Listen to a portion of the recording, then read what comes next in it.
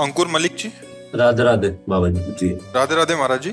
महाराज जी, पूजा या कर्म किसको अधिक महत्व दें? हम इन दोनों बातों को कोई महत्व नहीं देते। जिसे हम पूजा कहते हैं, अगरबत्ती आरती भगवान के सामने सब करना, और एक होता है कर्म सांसारिक, अपने कर्मों का, जैसे किसान अपना कर्म करता है, व्यापारी अपना कर्म करता है। ये दोनों का महत्व नहीं, हम उसमें महत्व देते किसके लिए कर रहे हो, बस इसका महत्व होता है। जैसे आप अभी बताया ना आपको कि पीछे वाले बैच में एक ने कहा भगवान की वो पूजा करते हैं, लेकिन वो सब करते हैं, हाँ तो मतलब उनके ऊपर असर नहीं ना, तो बेकार हुई ना उनकी पूजा। एक आदमी संसार के सारे कार्य करता है, शराब पीता है, मांस खाता है, व्यभिचार करता है, और बहुत अच्छे मेहनत से कार्य करता है, बेकार हो गया ना। आपका उद्देश्य क्या है पूजा करने का, और आपका उद्देश्य क्या है कर्म करने का। कर्म और पूजा खास बात नहीं, आपका उद्देश्य खास बात है। हमारी बात समझ रहे हो ना? अब आप किस बात को लेकर के दोनों का हिसाब करना चाहते हैं, पूजा और कर्म का? आप बोले ना, तब हम आपके उद्देश्य को समझे। गुरुजी पूजा करते हैं ताकि मतलब गलत चीजों से बच सकें, और कर्म ये है कि मतलब किसके लिए क्या करते हैं, मतलब कि किसकी मदद कर सकते हैं, किसके लिए क्या अच्छा कर सकते हैं। बहुत सुंदर, हाँ बहुत सुंदर। अब जैसे आपका प्रश्न का खुलासा हुआ, हम भगवत आराधना से बल प्राप्त करते हैं दोषों के त्याग के लिए, बहुत सुंदर बात। और हम जो कर्म करते हैं उससे जो हमें अर्थ प्राप्त होता है, उससे हम अपने परिवार की, अपने समाज की सेवा करते हैं। यही भाव तो आपका है। ये दोनों बराबर है। जो एक आदमी बैठ करके माला जप करता है, और एक आदमी फावड़ा उठाकर राम राम राम हर फावड़े पे भगवान का नाम जप करते हुए करता है, और एक आदमी एकांत में बैठे माला जप कर रहा, दोनों की बराबर सामर्थ्य होगी, क्योंकि अपना कर्तव्य कर्म करते हुए नाम जप कर रहा है। और एक आदमी एकांत में बैठ करके नाम जप करके परमात्मा की आराधना कर रहा है, तो जो उसमें बल जागृत होगा वही उस फावड़ा चलाने वाले में बल जागृत होगा। अपने कर्तव्य को पूजा मान करके जो भगवान का स्मरण करते हुए करता है, उसका कर्तव्य उसको परम पद की प्राप्ति कराता है। और जो अपने कर्तव्य को भूला हुआ भोग वासना में है, वो फिर ठीक से नहीं चल पाता है। ये दोनों बात समझनी है कि पूजा का तात्पर्य केवल माला लेके बैठना या केवल आरती कर देना मात्र नहीं है। पूजा का तात्पर्य हम जो भी कार्य करें वो जन समाज के मंगल के लिए, अपने मंगल के लिए, भगवान का स्मरण करते हुए अपने कर्तव्य, जो कर्तव्य, जैसे आप किसी के भाई हैं, किसी के पिता हैं, किसी के पति हैं, किसी के पुत्र हैं, तो आपका कर्तव्य बनता है ना। उस कर्तव्य पालन के लिए शरीर सेवा और अर्थ सेवा दोनों की जरूरत होती है।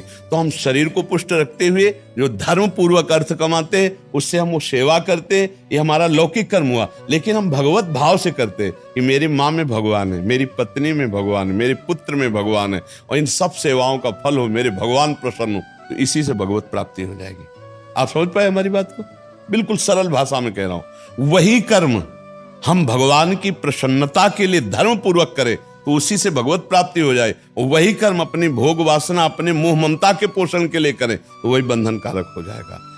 आप जिस पद पे हैं, जिस कर्तव्य पे हैं, ईमानदारी से उस अपने पद और कर्तव्य का प्रयोग करते हुए और नाम जप करते और दूसरों का मंगल करते, बड़ी भारी पूजा हो रही। इस बात को समझना। ऐसा नहीं कि हम पूजा नहीं कर रहे। एक होता ना कि भाई ये तो पूजा नहीं करते, तो पूजा, हम सत्य बात को बता रहे हैं। मनमानी आचरण को कोई पूजा नहीं है, वो कोई पूजा नहीं है। कपिल भगवान कहते हैं जैसे राख में किया हुआ हवन बेकार जाता है, ऐसे उसकी पूजा बेकार जाती है। अपने कर्तव्य का पालन करो। जैसे पद है और आप अधर्मी से घूस ले लिया और निर्दोष को दंड दे दिया, और बाद में जाके हनुमान जी को तुम लड्डू को भोग लो, हनुमान जी पाएंगे? वो पूजा मानी जाएगी? वो नहीं मानी जाएगी। अपने कर्तव्य का ठीक पालन करना भगवान की पूजा है। अपना कर्तव्य करते हुए नाम जप करो। अगर आपको समय मिलता है तो थोड़ा पूजा कर लिया, थोड़ा पाठ कर लिया, लेकिन पूजा पाठ का फल वही जो आप कह रहे हैं कि अपना हम दोष त्याग सके, अपने हम कर्तव्य का पालन कर सके, वही हमारे को पूजा सही लगती है। और फिर सब नाटक लगेगा। अगर आप पूजा के बाद गलत आचरण करते हैं तो आप नाटकी हैं, आप दम्भी हैं, वो आपकी पूजा नहीं मानी जाएगी। और आप बिल्कुल पूजा नहीं करते लेकिन अच्छे आचरण करते हैं, दूसरों का हित करते हैं और नाम जप करते हैं भगवत भाव से, आप प्रत्येक पल पूजा कर रहे हैं भगवान की।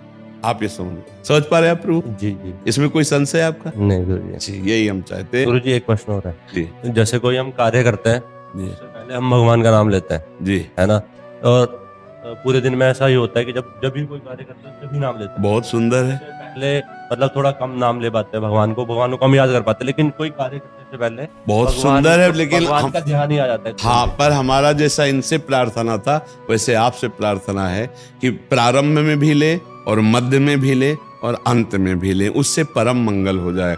देखो, इसका हमारा कहने का आंतरिक रहस्य है कि हमें मृत्यु का कोई भरोसा नहीं है, मृत्यु को कोई ठिकाना नहीं है।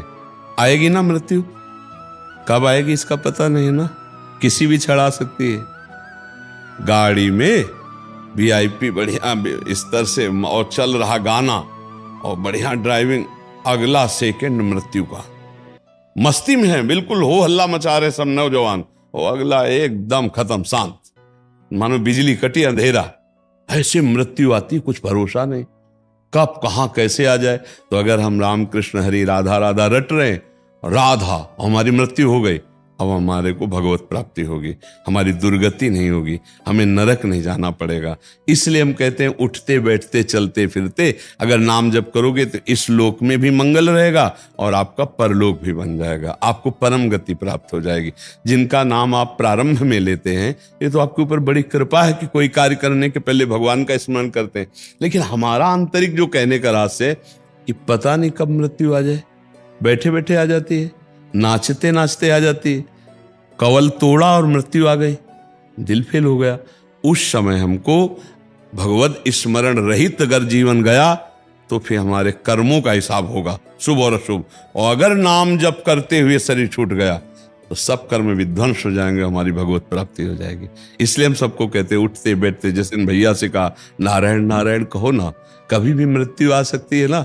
इसलिए हर समय आपको याद है कि आपको जाना है, यही जानकारी हम रोज देते हैं सुबह, ए मरोगे होश में। हमारे सत्संग का नित्य में एक बार तो आएगा, ए जिस लोक में हो तुम, क्या नाम है इस लोक का? मृत्यु लोक, अर्थात मरोगे। कब मरोगे कुछ पता नहीं, तो इसलिए हम हर समय तैयारी रखें ना। मरने की तैयारी कौन करता है? मरने की तैयारी कहां हो रही, किसी को याद है? और कोई भी मर सकता है, कभी भी मर सकता है, नहीं मर सकता। और मरने के बाद फिर हमारे साथ कुछ नहीं जाता, कुछ नहीं, न शरीर, न यहाँ का कोई रिश्तेदार, न नातेदार, न बैंक बैलेंस, न रुपया पैसा, सिर्फ नाम जाता है, नाम, राधा राधा राधा राधा। इसीलिए कहते हैं, कभी याद करते हो कि मरना है? नहीं, अपने लोग कहाँ याद करते हैं, नहीं याद करते ना। और ये है, इसलिए याद करो कि कभी भी शरीर छूट सकता। जरूरी है बुढ़ापा में शरीर छूटेगा, जवान नहीं मरते। हाँ, इसलिए मुझे हर समय तैयार है। अच्छा, ये बातें ना हिम्मत होती कहने की और ना हिम्मत होती सुनने की। जैसे मान लो हम आपसे कह रहे आपको याद है मरने, अगर आपके रिश्ते नातेदार या पत्नी आदि हो ना, बोले इस बाबा के पास तो कभी लिवा के नहीं लाएंगे, क्योंकि ये और को आशीर्वाद तो दिया ले और ऊपर से कह रहा है मरने का याद है। देखो, हम इसलिए होश दिलाते हैं कि यहां तुम जो कुछ इकट्ठा कर रहे हो ये तुम्हारे साथ नहीं जाएगा। क्यों भाई, आपको पता है कुछ जाएगा? अच्छा, अकेले, ये केवल अकेले जाना है आपको, कोई दोस्त नहीं साथ होगा। दुनिया में लाखों का मेला जुड़ा, हंसा जब जब उड़ा तो यार बैंक बैलेंस भी नहीं जाएगा, कोई मित्र नहीं जाएगा, पतली भी नहीं जाएगी, कोई नहीं जाएगा। तो एक तो कुछ ऐसा खर्चा पानी की व्यवस्था कर लो कि आपकी उस यात्रा में काम आवे, वो है नाम। इसीलिए हम सबको कहते हैं नाम जप करो। और याद रखो कि तुम्हें जहां कितने साल हो गए रहते हुए इस शरीर में? सर 27-28 साल हो। 27-28 साल हो गए, ऐसे गए अभी लग रहा है कल है, नहीं लग रहा? 27-28 साल लग रहा है कि कल गए, मतलब कल जैसा लगता है। तुम्हें तो 27-28 में तो 50-55 वर्ष ऐसे लगते हैं कि कल घर से निकले थे, ऐसा दिखाई दे रहा है। और अब कितने मिनट है पता नहीं, कितने सेकंड है पता नहीं। हम हर समय अलर्ट रहते हैं क्योंकि किडनी फेल है, कभी भी बुलावा आ सकता है मालिक का, कभी। तो हमारी तो फेल है तो हमें पता है, तुम्हारी पास होते हुए फेल है नहीं कब किस समय कहाँ। इसलिए भाई हर समय राधा राधा रटो, और बहुत कृपा है आपके ऊपर जो आप भगवान का आश्रय लिए हुए हैं, और सच्चे कर्म करो। कोई नशा तो नहीं करते? गुरुजी, एक बदलाव आया जीवन में, मैं तीसरी बार आपसे आज मिलने आया हूँ।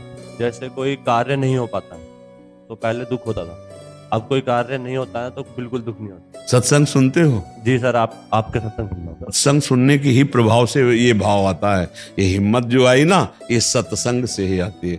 बहुत अच्छा है। आप कोई नशा तो नहीं करते? हाँ, बहुत से नहीं, धीरे बोले। नहीं गुरु जी, नहीं। का जी जी गुरु जी। हाँ, नहीं नहीं, तभी देखो, अगर हम घर में पोछा लगाए और खिड़की खुला रखे और धूल भरी आंधी आ जाए तो पहले से ज्यादा गंदा हो जाएगा, क्योंकि गीला हो गया ना। ऐसे ही अब जब भजन करते हो तो हृदय द्रवित हो जाता है। अगर अब गंदी बात करोगे तो बहुत जोर की छाप लग जाएगी। खिड़की बंद रहे, अब कोई गंदी बात ना आने पावे, तो ये जीवन सार्थक। और जब भगवान प्रसन्न हो जाते हैं तो लक्ष्मी जी भी प्रसन्न हो जाती है। नारायण प्रसन्न तो लक्ष्मी जी प्रसन्न। अच्छा, लक्ष्मी जी प्रसन्न होती तो कहां से कैसे आती कुछ पता नहीं चलता।